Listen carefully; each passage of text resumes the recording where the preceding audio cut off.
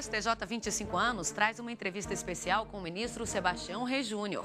O magistrado falou sobre a necessidade de julgamentos ágeis para atender ao cidadão com excelência e sobre a estrutura do tribunal, que completa 25 anos na próxima semana.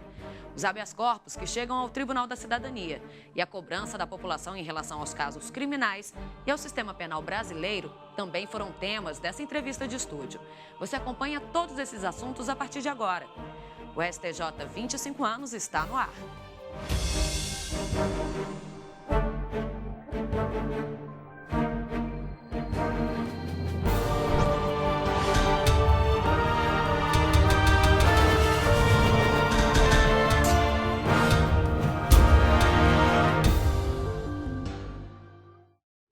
O ministro Sebastião Rey Júnior chegou ao Superior Tribunal de Justiça em junho de 2011.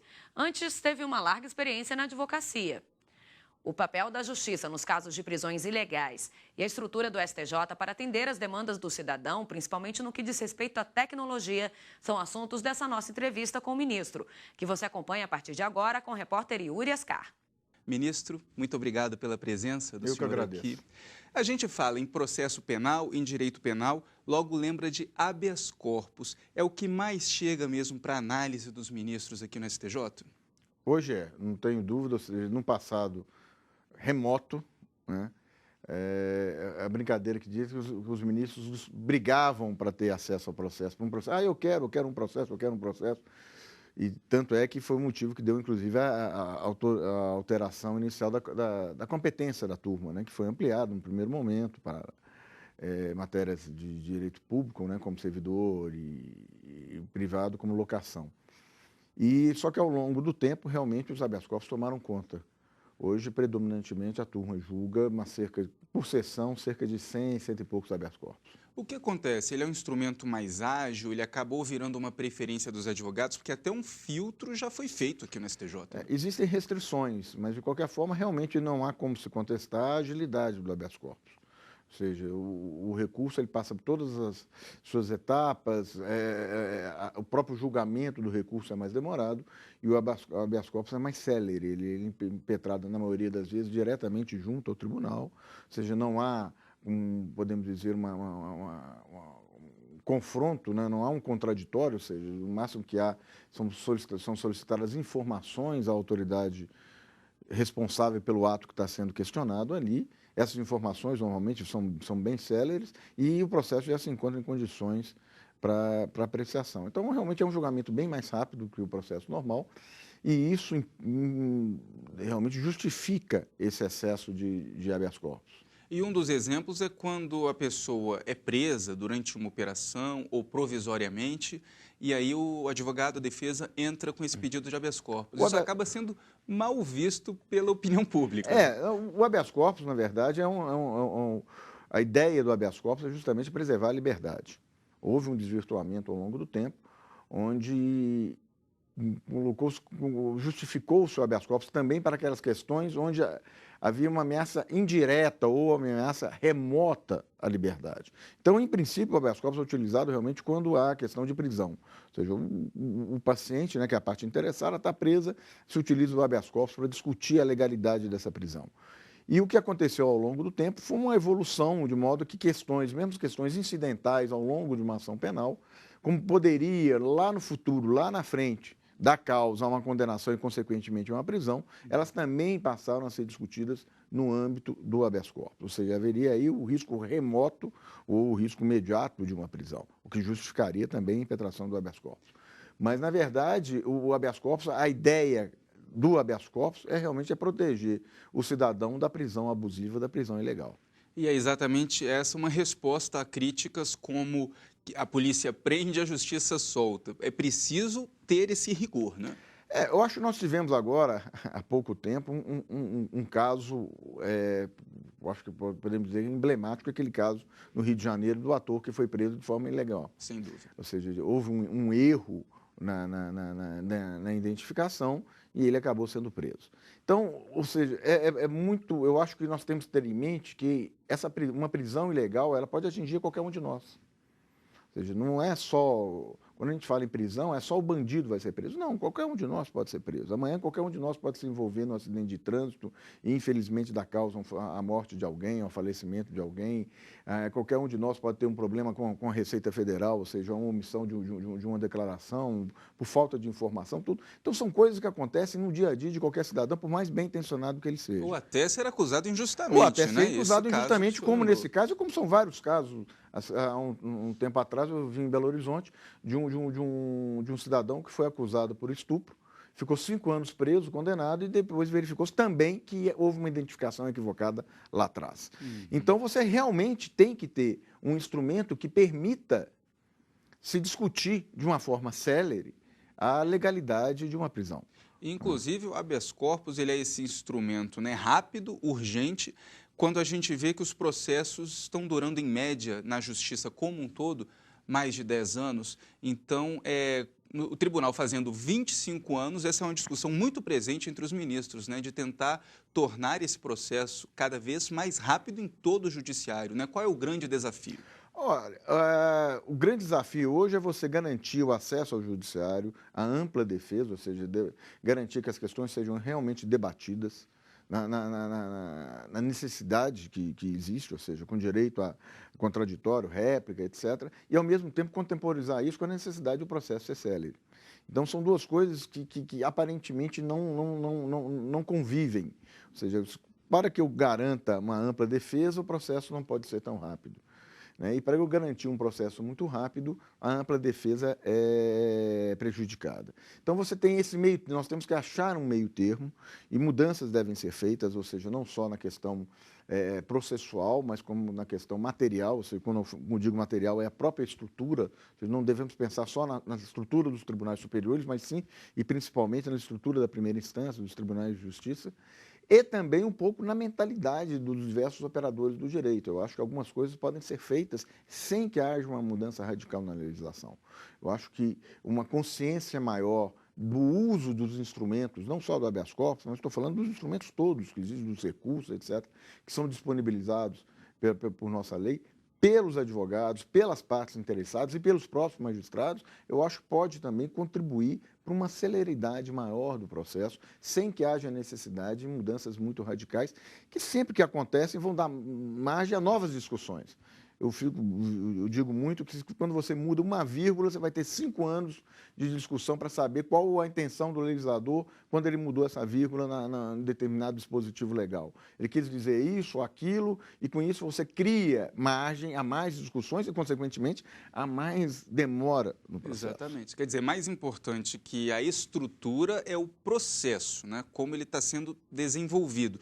Quanto à estrutura, aqui no STJ, que completou 25 anos agora, o senhor acredita que com a digitalização de processos, com os gabinetes da forma que estão constituídos, a gente consegue ter internamente um bom trabalho, eficiente, rápido?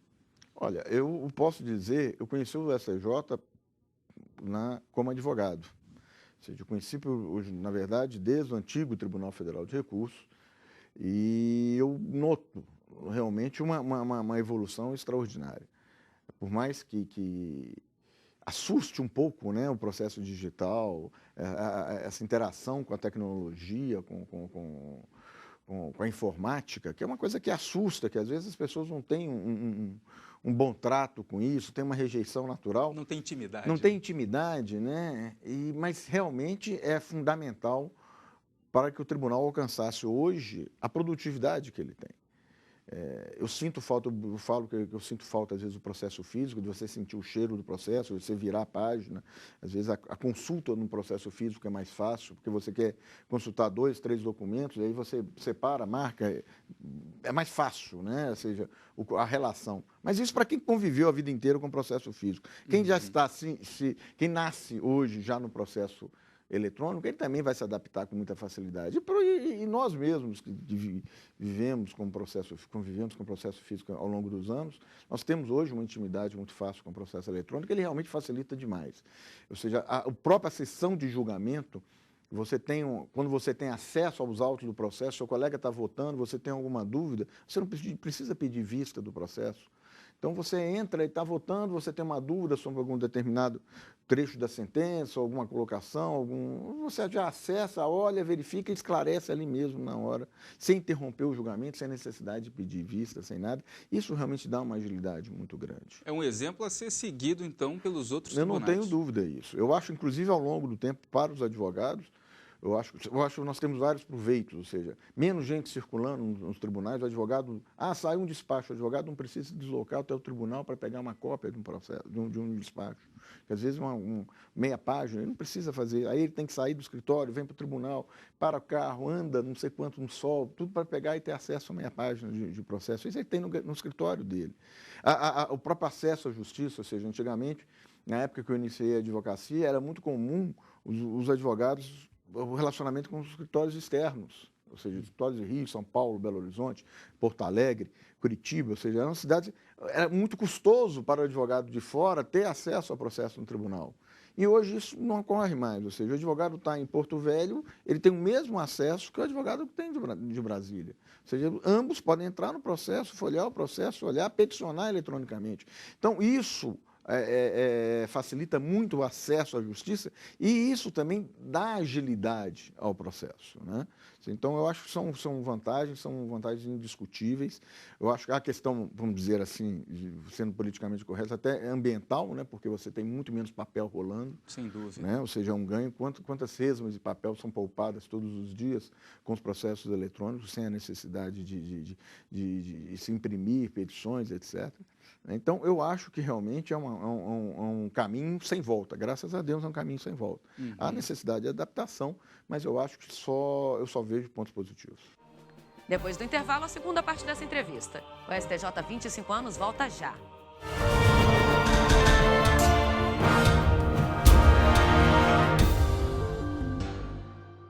Curtir, compartilhar, repercutir, postar. Novas conexões que ligam pessoas em qualquer lugar do mundo. Cada vez mais conectado, o Brasil é o 4º país em número de usuários das redes sociais. Sempre inovando, o Superior Tribunal de Justiça conquista milhares de seguidores na internet. A marca é resultado da linguagem simples, atraente e acessível no Twitter, no Facebook e no YouTube. Onde tem o nome do STJ, tem informação segura, confiável, tem cidadania. No Facebook, milhares de pessoas levaram a página do STJ ao primeiro lugar entre os tribunais mais acessados no mundo. No YouTube, novos programas, entrevistas, documentários e reportagens especiais. E no Twitter, informação curta, rápida, atualizada. YouTube, Twitter, Facebook, o Superior Tribunal de Justiça acredita nas redes sociais e leva a cidadania até você. Superior Tribunal de Justiça, o Tribunal da Cidadania.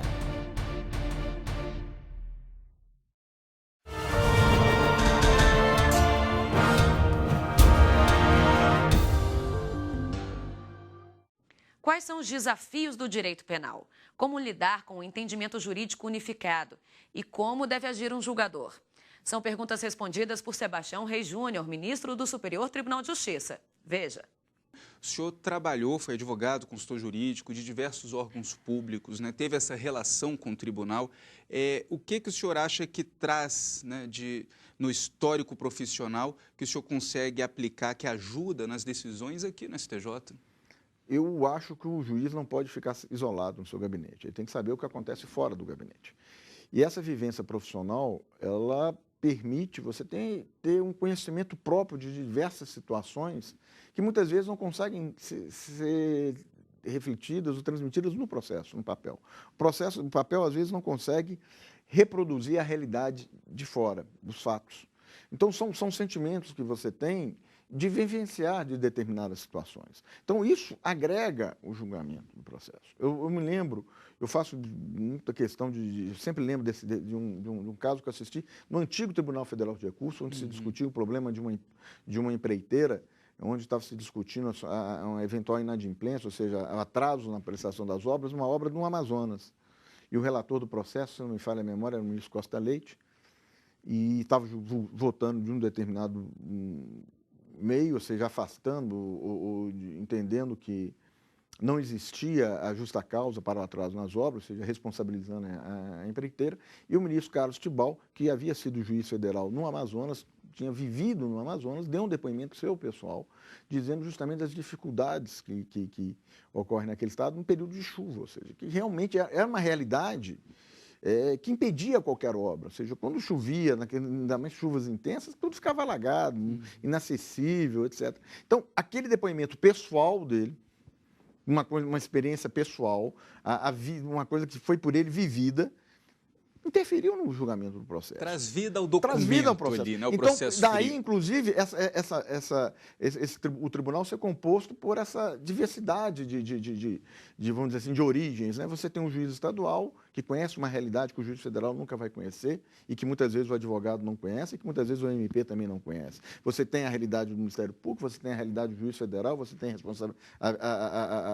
a vivência do advogado. Então, são realidades diversas que vão se unir para, quem sabe, se achar uma melhor decisão para um determinado processo. Então, eu acho que essa é a grande vantagem, ou seja, do tribunal de múltiplas realidades. E, sem dúvida, trazer aquela que é uma das grandes missões do STJ, que é um entendimento jurídico pacificado, né, para que a decisão possa servir de base em outras instâncias. A essência do tribunal, a razão de ser maior do tribunal é justamente dar uma última palavra sobre a legislação, vamos dizer assim, não constitucional, né, a legislação federal não constitucional, e de modo a orientar os tribunais inferiores, os juízes das instâncias inferiores, a seguir sempre aquele entendimento. É uma forma de dar uma garantia ao jurisdicionado do que ele está. Por exemplo, eu sempre digo, por exemplo, um prefeito, se você tem uma determinada questão que para alguns se caracteriza como ação como improbidade e para outros não, ele precisa ter uma definição, porque senão ele fica de mãos atadas, ele não sabe como agir. Eu posso fazer isso ou não posso fazer isso? Por exemplo, uma determinada situação, eu posso contratar sem licitação nessa hipótese ou não posso? Porque para uns eu posso, para outros eu não posso, eu não sei como agir. E se ele não fizer, pior para a população, ainda. Então, né? ele fica de mãos atadas. Então, é necessário, sim, que o tribunal uniforme... Nessa situação, a contratação tem que ser por meio de licitação. Ponto. Ou seja, você orientou o jurisdicionado sabe como agir. Então, é importante que essa orientação que saia do tribunal seja realmente seguida, até com suas ressalvas pessoais, que o juiz pode entender que não concorda, que acha que o entendimento está equivocado, que consigne a sua ressalva. Mas eu acho que é importante, até para o jurisdicionado, que essa orientação, não só do Superior Tribunal de Justiça, do STJ, no caso de matéria não constitucional, mas do Supremo Tribunal Federal, no caso de matérias constitucionais, seja realmente seguida nas instâncias inferiores. Eu acho que é uma questão que seria um procedimento, inclusive, que ajudaria e muito a questão da velocidade dos processos. Sem dúvida. Inúmeras questões são discutidas, e decididas e redecididas no STJ, não precisariam chegar aqui. Ou seja, quando você cria uma desarmonia no judiciário, ou seja, você fixa uma orientação e as instâncias inferiores não a seguem, você incentiva a litigância. É mais um argumento para o advogado entrar na justiça. Para congestionar ainda mais o sistema. Ele vai chegar... Como é que você vai querer que um advogado chegue para o seu cliente e fale, não vá na justiça porque você não tem razão, se o vizinho, numa situação idêntica, ganhou? Ah, mas 15 perderam. Ah, mas aquele ganhou. Então, se aquele ganhou, quem sabe eu posso ganhar também. Então, eu acho que há necessidade dessa harmonia, de modo também de contribuir para o descongestionamento da justiça. E o STJ já está fazendo isso, por exemplo, com os recursos repetitivos. É um dos caminhos, ou seja, você impede o processamento desses recursos, segura os recursos lá embaixo, há uma reunião, uma definição. Ó, nesses casos, a decisão é essa, a interpretação da lei é nesse sentido. E isso, ou seja, não formalmente, né, não há aquela vinculação, assim, você não pode decidir de forma contrária, mas é uma orientação que, em geral, deve ser seguida pelas instâncias inferiores. O STJ há 25 anos volta já. O ministro falou ainda sobre as cobranças dos brasileiros sobre o sistema prisional do país. É no próximo bloco.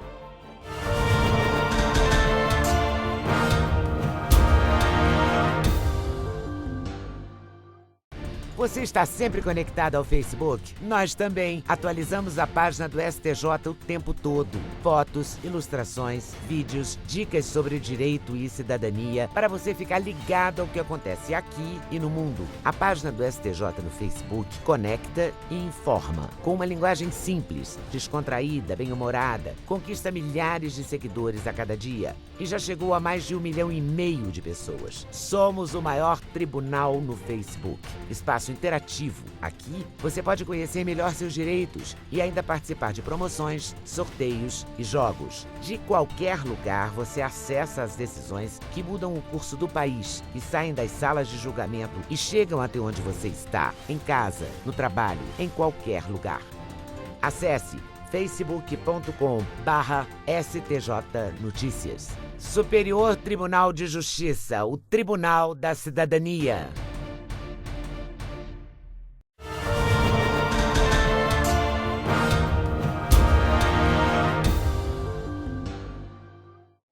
Hoje em dia, muita gente reclama do sistema prisional do país e do sistema penal aplicado na legislação brasileira. Aqui, na nossa entrevista de estúdio, o ministro Sebastião Reis Júnior, do STJ, comentou sobre esses dois assuntos. Ele também falou sobre o trabalho na sexta turma, presidida por ele, que julga questões relacionadas ao direito penal. Acompanhe agora a última parte dessa entrevista.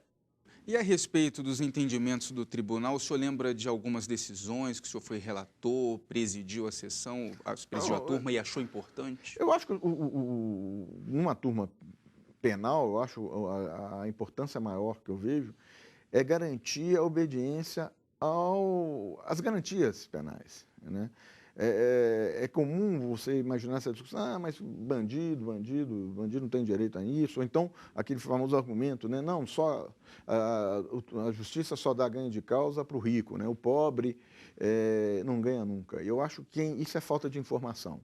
Quem assistiu um julgamento de uma turma criminal, seja da turma penal do tribunal, seja da sexta, seja da quinta, certamente vai se deparar com inúmeras decisões garantindo direitos a cidadãos menos privilegiados, com muitas vezes em habeas corpus impetrados pessoalmente por eles. Ou seja, aquilo que a gente fala, né, que o habeas corpus ele pode ser impetrado até num rolo de papel higiênico, né? Ou seja, não há necessidade de advogado, não há nada. Então, muitas vezes, os direitos são reconhecidos em situações tais.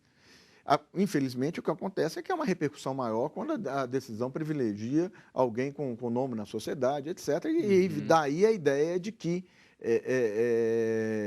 Um conceito equivocado de impunidade. Ou então de que ele ganhou porque ele é rico, ele é branco, então ele tem essa garantia. Não. Muitas vezes, esses direitos são reconhecidos em situações em que os envolvidos não têm nenhuma repercussão social, ou seja, nenhuma posição destacada na sociedade. E para encerrar, a gente vê em discussão aí no Congresso Nacional uma reforma do Código Penal e uma necessidade que alguns juristas e especialistas no tema identificam de que a gente não pode ter mais gente presa, que a população carcerária já chegou no limite no país. Mas, ao contrário, a gente tem também uma certa impunidade, uma sensação de impunidade que a sociedade vive, cobrando a prisão de pessoas que cometem crimes como roubo. E como que o senhor vê, como que o judiciário deve se posicionar nessa questão para tentar trazer um sistema penal mais eficiente? Eu acho que, infelizmente, o que nós nos deparamos hoje não é com sentimento de justiça, é com sentimento de vingança. Então, há, por parte da sociedade, sim, uma pressão ao judiciário para que o judiciário condene e ponha na cadeia qualquer infrator, independente da natureza da infração. E eu acho que nós temos justamente que filtrar. Eu vejo que o sistema prisional hoje não é a resposta para a sociedade, tanto não é a resposta, que a taxa de crimes, etc., a violência está não crescendo. Se a solução fosse cadeia, nós não teríamos esse problema. Hoje, a maior população carcerária do mundo é a americana, que tem 2 milhões de presos. E isso não acabou com o crime nos Estados Unidos. Então, da mesma forma, você simplesmente sair botando todo mundo na cadeia não é a solução. A gente já sabe disso. A solução, eu acho, que é muito mais profunda, é realmente investir na educação, é investir na saúde, ou seja, dar condições do cidadão, do jovem, crescer, ter um emprego, ter uma ocupação lícita, ter espaço na sociedade, ter acesso à cultura, ter acesso à saúde, ter acesso à moradia. Isso que é o essencial, é isso que vai afastar, vai diminuir a criminalidade. Não é simplesmente sair punindo, prendendo e encarcerando qualquer um que... Eu vejo, nós temos discussões lá, o cara roubou 2 pacotes de pilha no supermercado, cadeia. Isso não tem lógica isso. E aí você vai misturar um menino de 18, 19 anos que roubou um pacote de biscoito com um traficante que orienta, que coordena uma quadrilha que mexe com toneladas de drogas. Então você não tem lógica impor essa convivência. E isso, infelizmente, é o que está acontecendo. Essa convivência está sendo imposta. Perfeito. Ministro, muito obrigado pela presença aqui no nosso estúdio. Eu que agradeço, estou às ordens e parabenizo pelo trabalho que vocês estão fazendo, inclusive de divulgação à sociedade, não só do que o tribunal faz, mas como a justiça em todo. E sucesso para o senhor no seu trabalho. Muito obrigado. Até a próxima. O STJ 25 anos fica por aqui. Até a próxima. Tchau.